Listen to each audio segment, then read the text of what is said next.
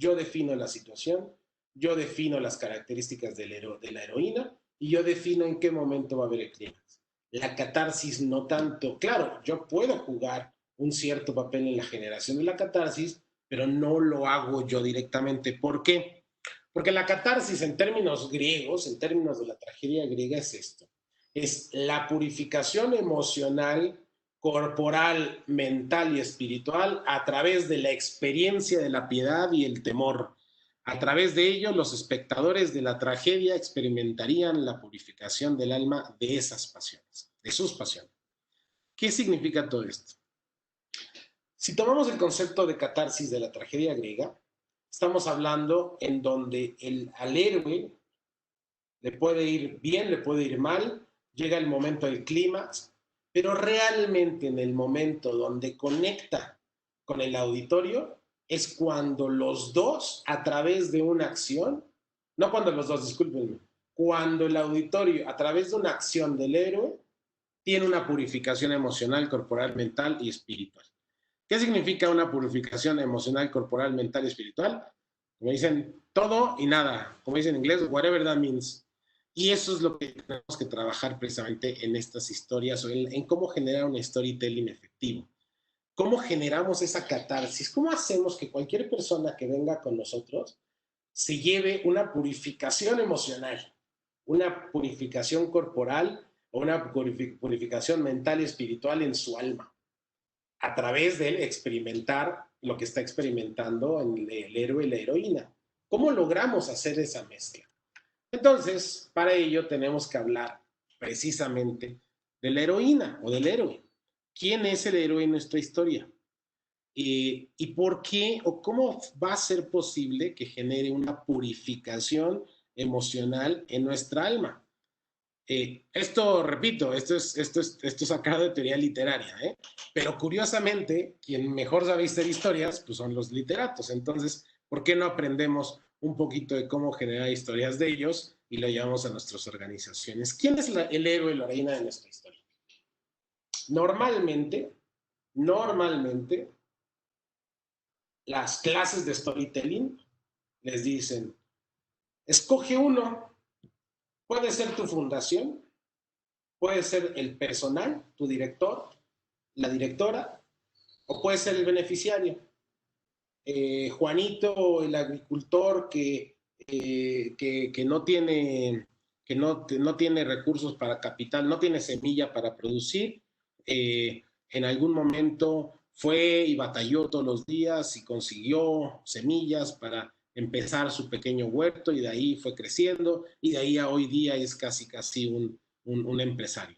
¿Quién fue el héroe de la historia? En este caso el beneficiario, es decir, la persona. O la historia común, que es que la pueden encontrar en todo el sector, la señora o la mamá que tristemente su hijo o su hija tuvo una enfermedad desde nacimiento o una enfermedad en algún momento y los dos o las dos se la vieron negras, es decir, nadie las ayudaba, nadie entendía la enfermedad, no había recursos para atender a la niña o al niño y trágicamente el niño o la niña muere y por lo tanto la madre genera una fundación y dice, es que yo no quiero que vuelva a vivir otras personas como yo lo he vivido. Y entonces la heroína es precisamente la fundadora.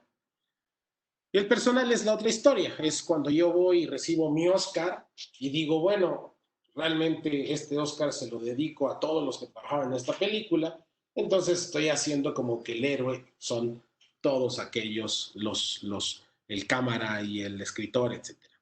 Todo esto, esta generación de historias, en realidad hablan de una de las formas de entender la narrativa, no la narrativa literaria, sino la narrativa institucional de esta forma, lo que llamamos el We-Centered Story. ¿Qué significa? La historia basada en nosotros, la historia centrada en nosotros.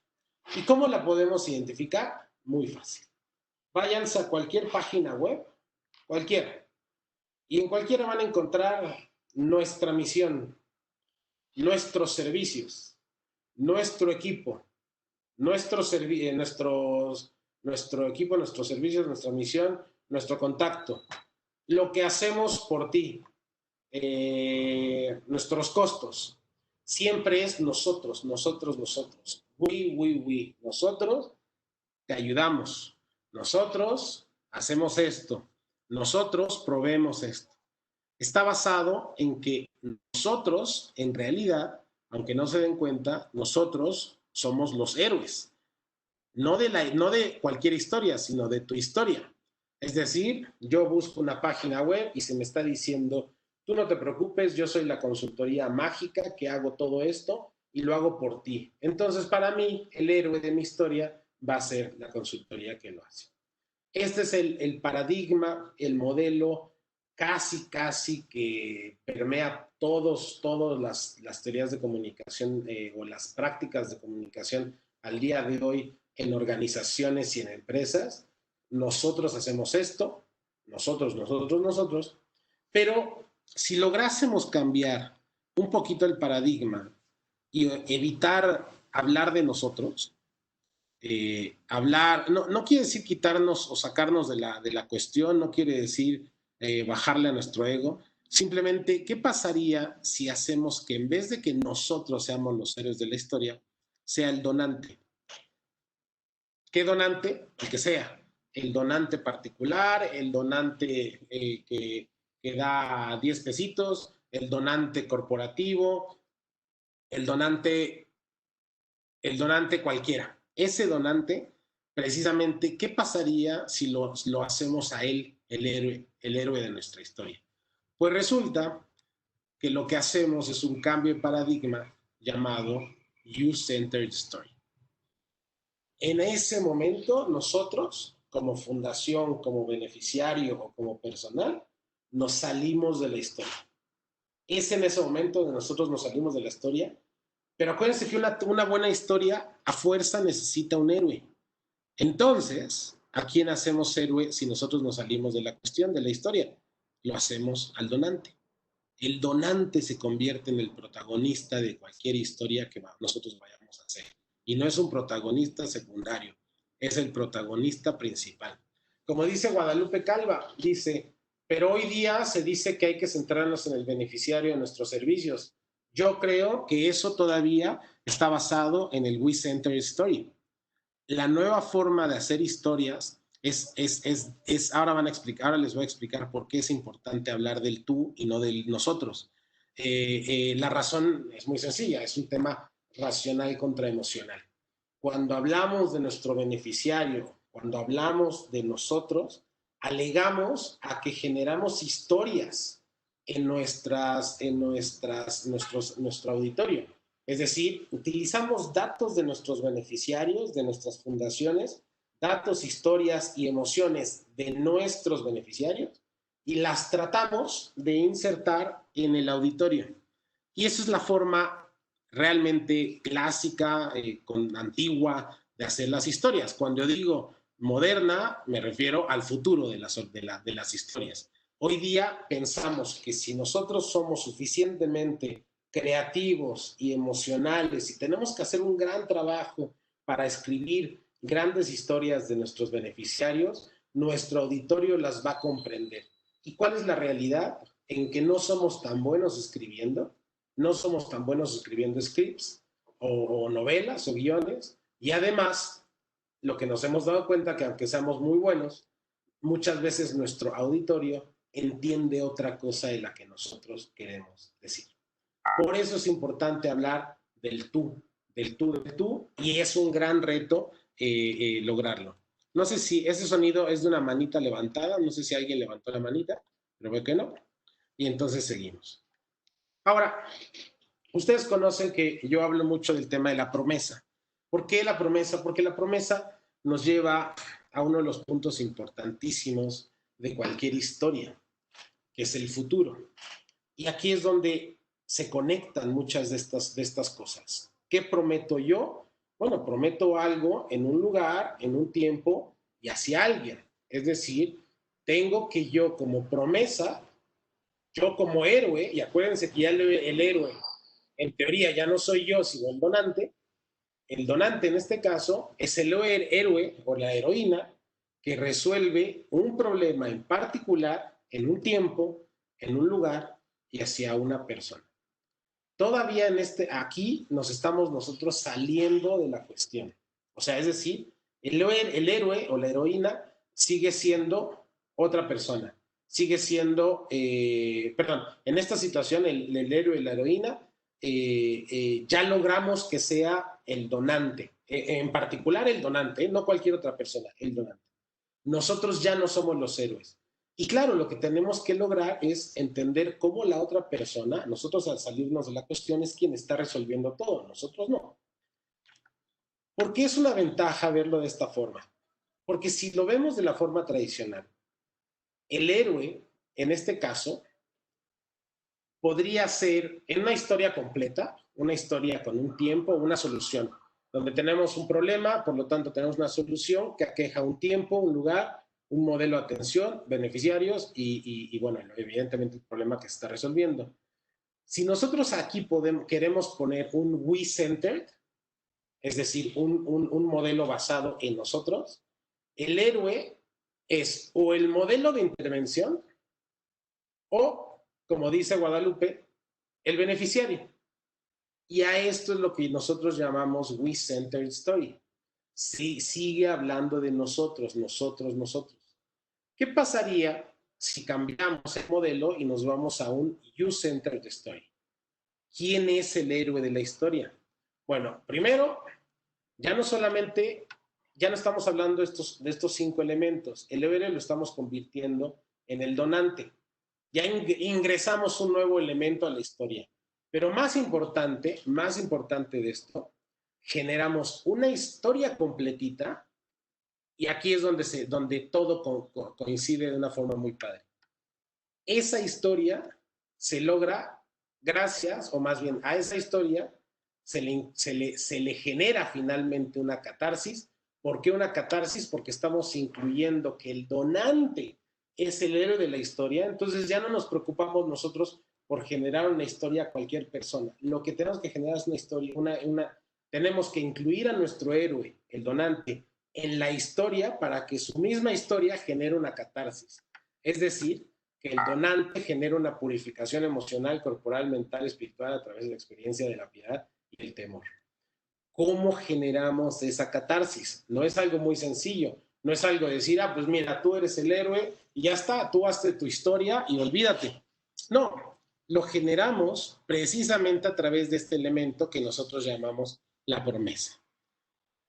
¿Qué significa todo esto? En resumen, tenemos una historia, pero esta historia es muy importante, no es una historia en la cual nosotros somos los héroes, sino permitimos que el héroe de la historia, la heroína, disculpen, sea el donante. Fantástico, ya tenemos un elemento. O sea, podemos hacer 1000 historias y podemos hacer 1000 catarsis y mil promesas. Pero en este modelo que les estoy contando, vamos a permitir que no sea solamente nuestro, sino vamos a abrir, como digamos el candado y vamos a permitir que el donante sea quien sea el héroe o heroína de la historia. Al lograrlo, lo que vamos a hacer automáticamente es que el donante ya no tenemos nosotros que inventarle su catarsis. El donante, al ser el héroe, al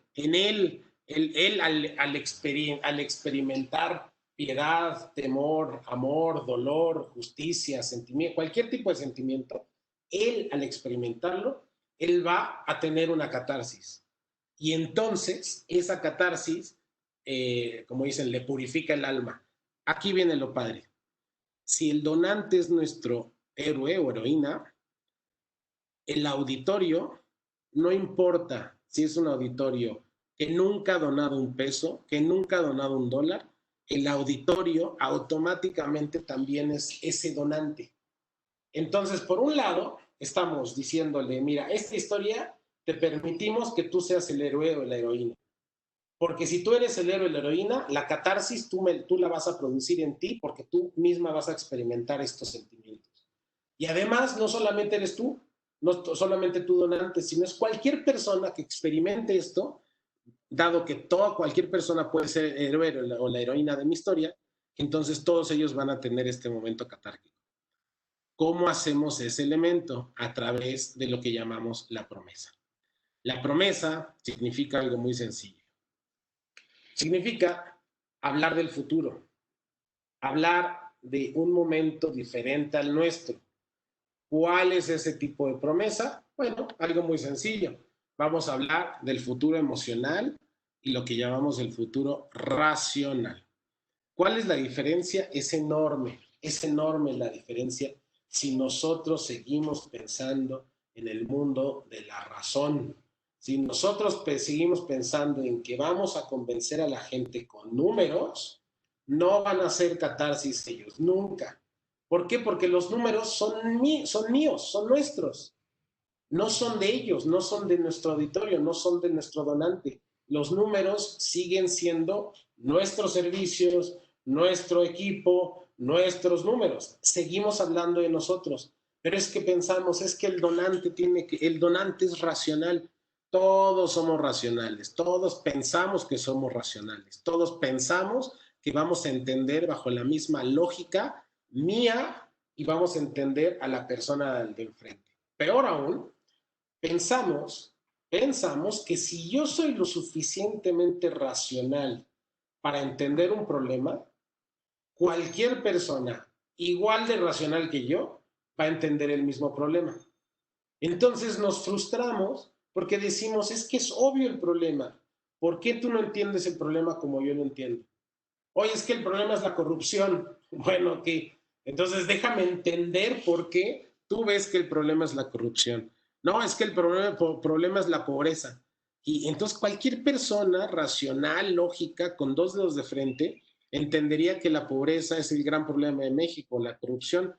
Oye, pero salimos a la calle y les preguntamos y resulta que no, resulta que otra gente ve que no, el real problema del México es la educación.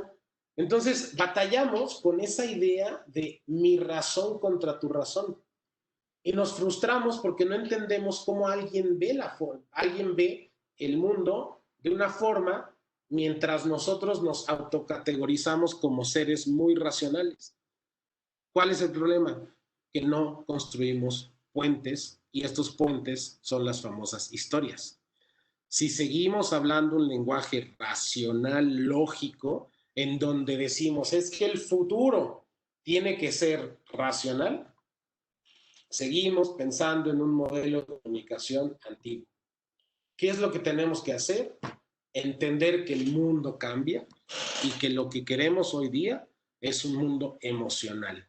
No es lo que queremos, es en realidad darnos cuenta de cómo es la forma de conectar entre nosotros individuos a través de las emociones.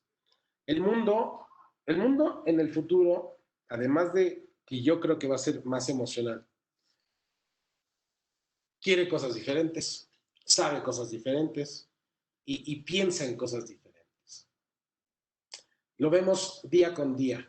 Antes del COVID, pues no sabíamos que era tan importante. O sea, sabíamos que era tan importante tener Netflix y tener Spotify. Y antes del COVID era trascendente, prioritario tener Uber. O era tan importante tener Tinder. Durante el COVID, pues quizá lo del Uber ya no fue tan importante, quizá pudimos sobrevivir sin el Uber, quizá pudimos sobrevivir algunos sin el Tinder, pero muchos no podrían haber sobrevivido sin el Netflix, o los que son amantes de la música no podrían haber sobrevivido sin el Spotify. El mundo quiere cosas diferentes, no solamente estamos hablando de hace 5 años o 10 años, hace 15 años todavía no sabíamos bien que había una app, una aplicación donde íbamos a poder escoger una película, la que querramos, y verla inmediatamente. No sabíamos que podíamos simplemente dar un clic y llegaba un coche por nosotros, un coche en muy buen estado. El mundo cambia. No solamente estamos hablando de los grandes cambios, el ante Airbnb y el después de Airbnb. Estamos hablando que dentro del mundo nuevo, donde ya está establecida las nuevas reglas del mercado, es decir, donde ya no estamos comprando cosas, sino rentando cosas, aún dentro de ese mundo, como dicen, no todo es tan igual. hay diferencias. El mundo cambia constantemente. ¿Y cómo? ¿Y qué es lo que cambia? Que quizás lo que antes considerábamos que era normal, pues vemos que el cliente o vemos que la gente o vemos que la sociedad quiere otras cosas. Antes pensamos que esta idea que todavía permea en la sociedad, donde le dicen al emprendedor, es que tú tienes que vender barato, es que en México nadie va a comprar lo caro. Peor, es que en México compramos, nos vamos por el precio. Falso, totalmente falso, absolutamente falso. Nos vamos por otras razones. Una de las razones es porque conectaron con nosotros a partir de algo, quizá a partir de una historia donde nos dicen que los tacos no están tan buenos, pero por lo menos nos quitan el hambre. De repente, el héroe ya no es el tacos el chimpa, sino el héroe soy yo, que yo tengo hambre.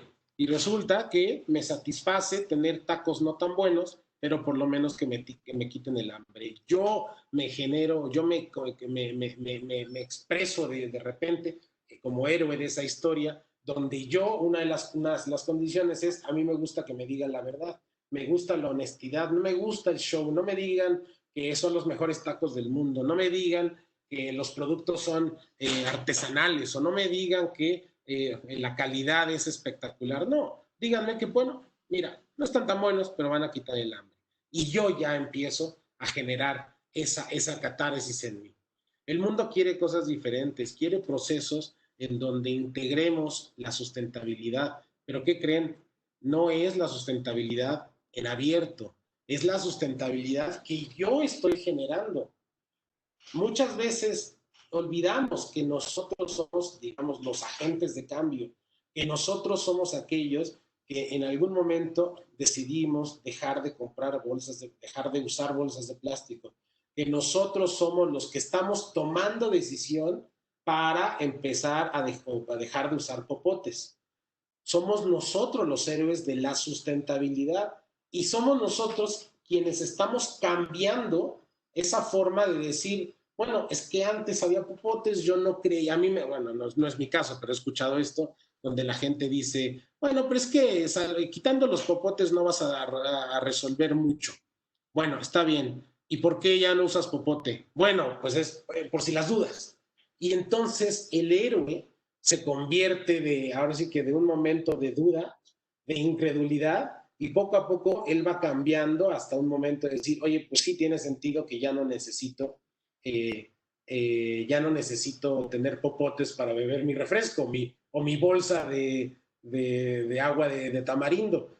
Y entonces el héroe ya no es la sustentabilidad, el héroe ya no es todas las asociaciones que trabajaron para evitar los popotes, el héroe ya no son las redes sociales que insistieron en que dejaron los popotes, el héroe de mi historia para ser sustentable soy yo, que aún a pesar de las dudas, dejé de usar popotes. El héroe siempre somos nosotros. Pensamos que no, pero en realidad nosotros somos los personajes de nuestra historia y no son personajes, perdónenme, y no son ideas racionales, son ideas emocionales. Dice un filósofo que se llama Charles Peirce de comienzos del siglo pasado, dice, no, nunca dudamos de la duda, porque o sea, la duda es, sabemos cuando, siempre sabemos que estamos dudando. Lo que nunca sabemos es si estamos ciertos de las cosas. Eh, Pensamos que la razón nos da certeza, pero curiosamente nos olvidamos que las emociones son las que nos generan dudas. Y si tenemos dudas, estamos seguros que estamos generando esa conexión de las historias. La gente quiere procesos de valentía, pero no en abstracto, no en abstracto que yo diga, mira, estas personas pudieron correr 50 kilómetros, sino yo me pongo en esa situación y digo, mira, si me comprara estos tenis runner, yo podría ser el héroe de esa historia. Y de eso se trata precisamente, de conectar las emociones y las proyecciones de uno mismo. Dice Heidegger, no los voy a aburrir mucho con filosofía, pero dice Heidegger, el filósofo, que el Dasein, es decir, el yo, el ser ahí de mi persona, es decir, yo mi esencia del yo es tiempo. ¿Y qué significa tiempo? Proyectarse en diferentes momentos. ¿Y qué significa esto? Que yo hoy día soy esta persona que estoy dando un curso, pero mañana soy esa persona que está corriendo los 50 kilómetros del maratón. Y aunque no haya sucedido el mañana, aunque yo sepa que yo no voy a poder correr los 50 kilómetros, aún así me proyecto yo dentro de esa historia y digo, estaría padre correrlos, estaría padre lograrlo, estaría padre estar ahí. Y entonces ya automáticamente yo, mi ser hoy físico, se está trasladando en una historia en la cual es imposible de que corra los 50 kilómetros, pero yo mismo me estoy haciendo el héroe de mi misma historia imposible de suceder. Queremos procesos de empatía, procesos en donde proyectamos, donde emocionalmente proyectamos no nuestra racionalidad, sino nuestras emociones las proyectamos en todo lo que está enfrente de nosotros. Lo proyectamos en nuestras mascotas. Decía Miguel de Unamuno, el filósofo español, cuando veía a su gato y decía, cómo yo puedo estar seguro que mi gato al verme no está haciendo cálculo diferencial? Y claro, lo ve al gato muy serio, pues ahí pensando circunspecto, pensando acerca del cálculo diferencial, y él decía, ¿cómo puede ser que pues, quizá lo hace? Pero es de las pocas cosas que le atribuimos a nuestras mascotas, un comportamiento racional. Es difícil que digamos, es que este mascota va a hacer esto de una forma racional, porque su raciocinio lo hace. Pero ¿qué es lo que sí automáticamente compartimos con nuestras mascotas? Nuestras emociones. No hay forma que alguien que tenga mascotas dude de si su mascota está feliz, está triste, está enojado, porque uno ya se fue de vacaciones y dejó a la mascota y regresa un día después y la mascota está toda molesta. No dudamos, curiosamente, de que nuestras mascotas tienen emociones. Pero más importante, les atribuimos nuestras emociones. Quizá el gatito está igual que ayer, pero como nos sentimos culpable, pensamos que está enojado con nosotros. Es decir, todo el día hablamos de un lenguaje emocional, todo el día hablamos de conexiones emocionales, pero por alguna razón nuestra mente, cuando queremos hablar de cosas, digamos, serias como nuestras organizaciones, tiramos hacia lo racional y tratamos de hablar de datos duros y tratamos de hablar de datos muy concretos, datos históricos. Nos estamos olvidando pues de la conexión un poquito más real, ¿no? Que es a través de las emociones. Quien es vegano conoce esta situación.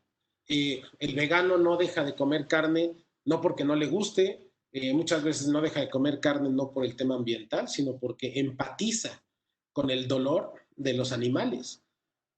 Deja de importar si el animal o no, o yo soy racional o no. Yo empatizo y yo entiendo que el animal tiene miedo y sufre temor cuando están a punto de matarlo y sufre un sentimiento de desesperación cuando está viendo que le están quitando a su cría. Empatizamos con todas las cosas a través de nuestras emociones y seguimos pensando que la racionalidad es la que guía nuestra forma de entender el mundo. Es interesantísimo esto. Pensamos que todos deberíamos ser racionalmente inteligentes para evitar el cambio climático. Y tenemos que entender que el clima se va moviendo como, no sé, como 1 metro cada año, y entonces va a afectar, creo que son 10 metros cada año, y va a afectar a algunas especies.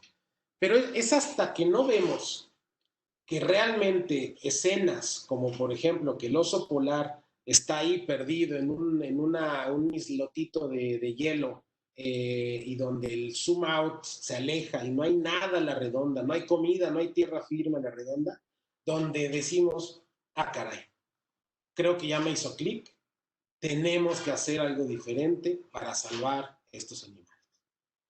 Es a través de la emoción otra vez.